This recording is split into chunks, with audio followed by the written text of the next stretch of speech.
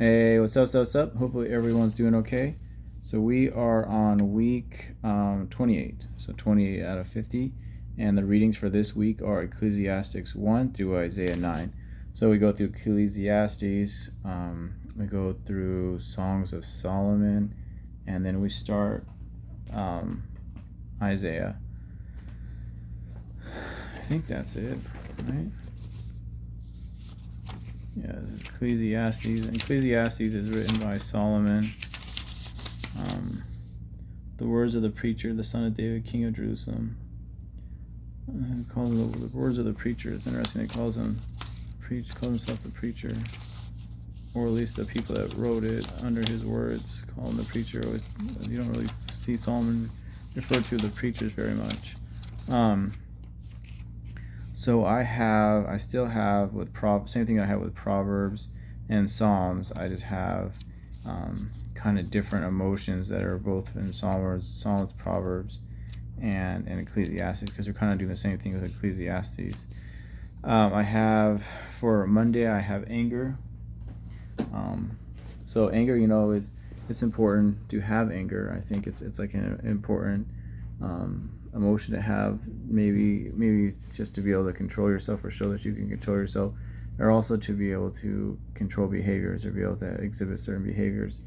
The Bible doesn't say that you shouldn't be angry. It says you should be like slow to anger. And so it's something that you want. It's something that it seems to be okay to have. It's okay to have anger. You just have to be slow to anger. And God seems to be angry a lot. Or not a lot, but in the Bible there's lots of different incidents where God's angry and he has justifiable anger. And then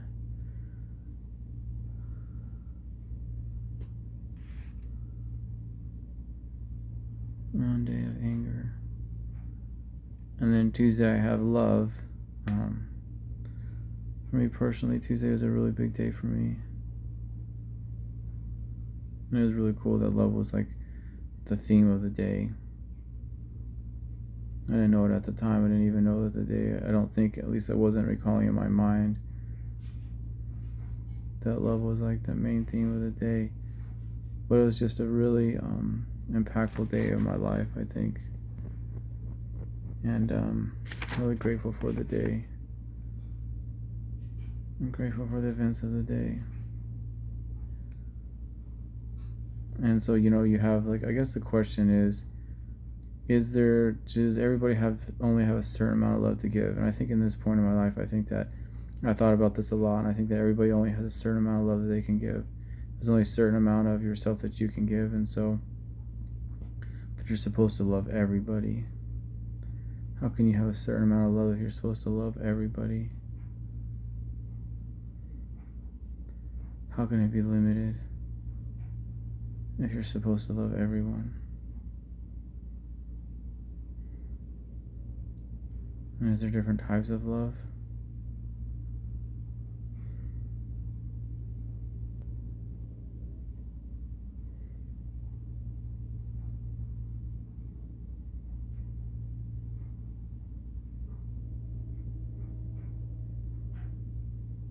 I guess that you don't. God help me on this one. Help me on everything. Son of Jesus Christ of Nazareth, pray I guess that you do have an unlimited amount of love to give, right? Because you can love everyone. I guess affection is different than love. I don't think there's different types of love, because I think love is love. And there's different words that describe different emotions that are like love. But there's like affection, there's longing, there's like, and there's giving yourself to someone. But the core emotion of love is infinite, because you're supposed to be able to love everyone. So love is infinite. You have infinite amount of love to give. Now, when you have a relationship with people, like there's only a certain amount of affection that you can give, because you only have so much time. And I don't think that they're soulmates, but I do think the idea of being soul tied to somebody is true, because the two become one flesh. So I don't think they're soulmates, because I don't think they're specifically somebody that you're destined to be with, because that would get rid of free will. But I think that there's certain people that you become soul tied with, because if you're with somebody and you're with a girl, or girl's with a guy, then the two become one flesh. And so since the two become one flesh, you're soul tied with each other. And the kind of love that you have when you're soul tied with somebody is different than it's the same. It's not a different type of love. You're just soul tied with somebody. You're affectionate towards them. You like them. You care about them. You're connected to them. You become one flesh with them. Now that's not love. There's love in there, but when you think about being in love with somebody, or you think about a relationship when you're with a romantic partner, the kind of emotion that you have when you're devoted to someone, you're deeply devoted to somebody, is different than the kind of love that you have for like a family member, where you love them. And so you almost have so much of yourself to give. You don't have so much, you have infinite amount of love to give, but you only have so much of yourself to give, because you only have so much time, and you only have so much energy. So it's not right to say necessarily, I think, that you only have so much love to give because you have infinite amount of love to give, because you're supposed to love everybody. So that it seems to have infinite amount of love to give. But you only have a certain amount of affection that you can give. You only have a certain amount of yourself that you can give. Because you're not even only yours. You belong to something. So there's a limited amount of yourself that you can give to other people, and there's a limited amount of time and energy that you have for people. So I think that the romantic kind of relationship where you're in love with somebody is infatuation. And I think infatuation is like, you can only be infatuated with, you only have so much. But I think, or you can say soul tied or infatuation. And so I think this romantic love, where you're in love with somebody, is like a mixture of like love, infatuation, whatever I just said. So, you're soul tied to them. You're connected because you're one flesh. Devotion.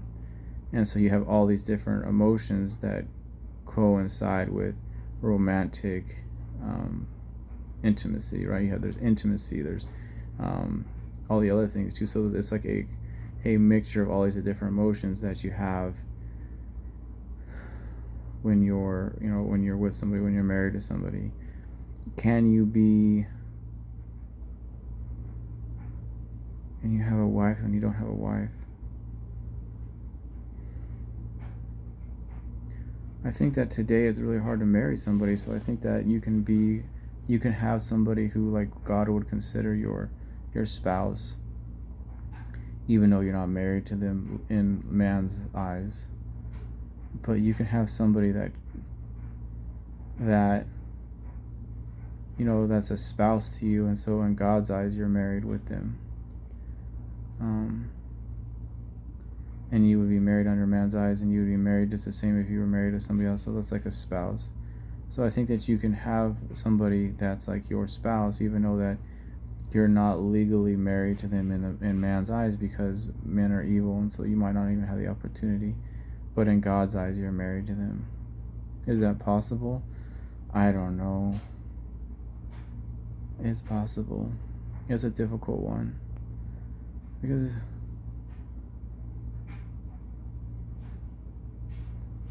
I don't know if you can really be like soul tied with somebody unless they're like your wife, and the two become one flesh, and then you're like, that's your wife. That's like you're soul tied to them. And I think that if somebody is your spouse or your wife or your husband, you are soul tied to them, because the two become one flesh. I think just because you're sexual with somebody doesn't mean you automatically become one flesh with them, but it is something that can happen. It depends on lots of different things.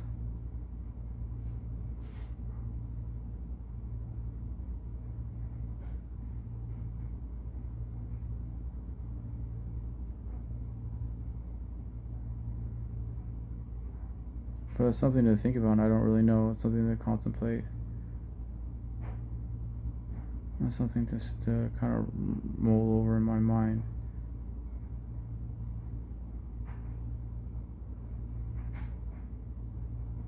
All right, Wednesday I have revenge, and Thursday I have justice. So revenge is for God only, and revenge is for spiritual matters, because we're not supposed to have revenge. So revenge is only for spiritual matters. Justice is for man's, is for man affairs. Like, you're supposed to have justice, and that's for human affairs. It's for worldly affairs, or for men affairs, or for affairs between men. But revenge is between God and between God and man. And so revenge is a spiritual thing. Like, that's not something for us to judge. That's judgment. When it comes to thou shalt not judge, you're not supposed to judge where you have revenge, because that's a spiritual thing. You're not supposed to judge spiritual matters, because you don't know who are for you to judge another man's servant. So revenge is for God, but justice is for man. And so justice is, or this idea, at least of justice, modern day idea of justice, I feel like is, justice is for like men breaking the law. And so not spiritual affairs, but men affairs, because this is something that men can judge. And so you're supposed to have righteous judgment. And so righteous judgment is justice. But you're not to judge, because that's revenge. So you have revenge and you have justice. And so spiritual things are revenge, world or manly affairs are justice. And so that's the difference between the two. And so we were supposed to have justice, because we're supposed to judge between men, and we're supposed to have righteous judgment. We're not supposed to have revenge, because that's spiritual judgment, and we're not supposed to have spiritual judgment, because we're not supposed to judge another man's servant. And so for Friday I have vanity. And so, what is vanity? Well, vanity is vanity. It's hard to explain. It's hard to put into words, at least for me.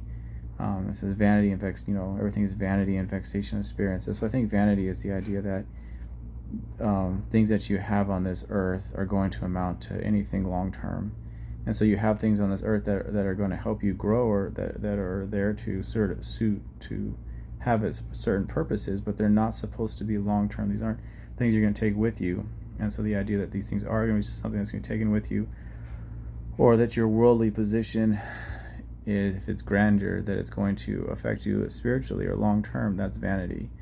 And so vanity is the idea that your worldly position is going to affect you when you die.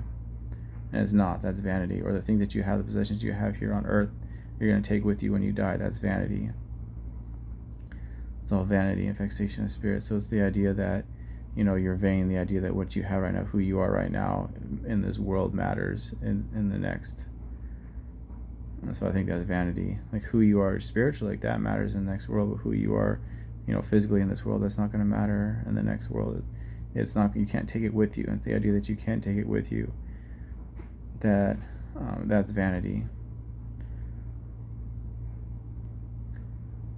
So that's just what I think. I really am interested in this idea of love, right? I think that, it's something that's worth contemplating, something that's worth thinking about, it's something that's worth, really mulling over in my mind. And maybe it's something that, because I'm able to, experience this now, then maybe I can come to a better understanding of what it is and what it means. I made a video, and I said I appreciate the people that control everything in my life, that I'm able to experience hope. And so, I do appreciate that, and I'm grateful for that.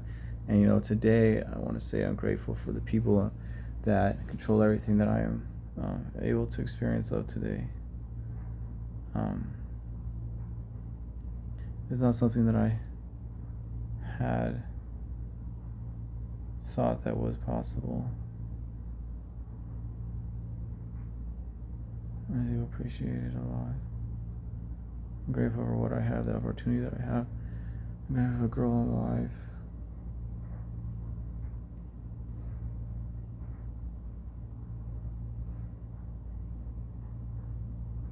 Yes, I'm grateful for that. All right. Hopefully everyone's doing okay. God bless and happy truth seeking. God bless and happy truth seeking.